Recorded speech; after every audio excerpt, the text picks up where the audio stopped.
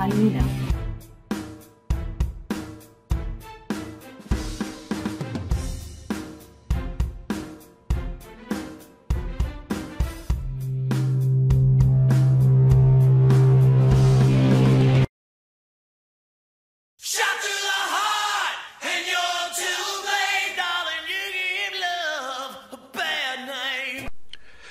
Today in the classroom something odd happened.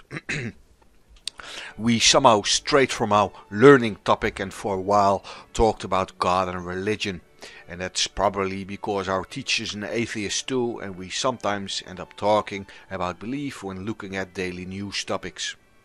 Though only for a short time before we continue with the lessons. Anyway, at some point during this short discussion, one of my fellow students said, "God is not in your mind," and he pointed at his head, "but in here," and he then pointed at his heart. I then replied, "And can you scientifically prove that?" And the teacher grinned. My fellow student looked stunned at me as if I just said something horrible. For him it seemed natural and logical to think that God is in his heart. Of course, he did not mean it in a physical sense, I hope. He probably meant it as the heart is a symbol for love, and God is love, the love you feel for your God, and blah blah blah blah, and all that bullshit. But this again shows the problem, or at least one of the problems with religion, that it is somehow okay to separate God from your mind, and knowing your thoughts and ideas come and originate from your brain or from the brain of others, and that it is then somehow okay to separate the notion, the mention of a God and the love between you and this mysterious entity from your physical body. Except from your physical heart, where love comes from, according to many romantic books, and God's love must thus then be there. Apparently, if you read something enough times, it suddenly becomes true. And how odd is that, ain't it? Odd. God cannot be in your head because God is a mysterious, mystical, magical being that has no foundation in the real world. At least that is what they want you to believe.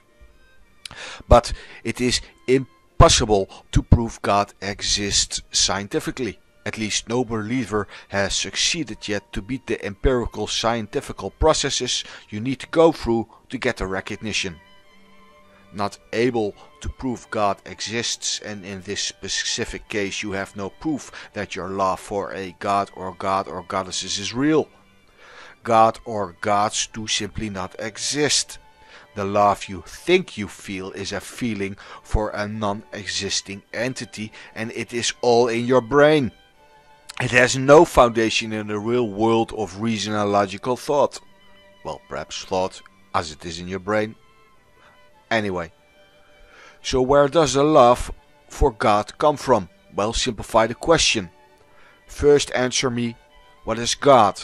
Define God. What are the boundaries for God and what is its purpose? And second, answer me, what is love? Where does love come from and what is its purpose? Only then you can start connecting the two together. And I'm not a scientist, not a Bible scholar, nor do I have to be. But answer these simple questions fairly, perhaps in a video response, and I'll do my best to answer it for you, if I do not agree with your opinion. Because I think I already know the answer. And to end this video, here is a dumb bimbo from Fox News. Well, all I could think of was, do these people have nothing better to do or anything better to spend their money on than a billboard like this? That they want attention. Yeah, I guess so. Yeah, they complain that people aren't tolerant of them. They're actually being so rude to another religion. And to your point, Eric, you're like, it's not a great way to get votes in North Carolina. It's also not a great way to get people to join your group. I mean, what are you going to say? Guess what, everybody? Guess what we believe in? Nothing. What a great crowd motivator. Yeah, it's not exactly a resume builder.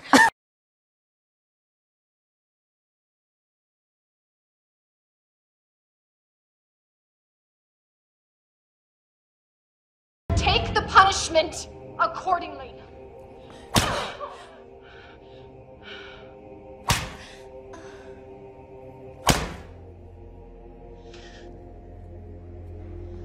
Mary,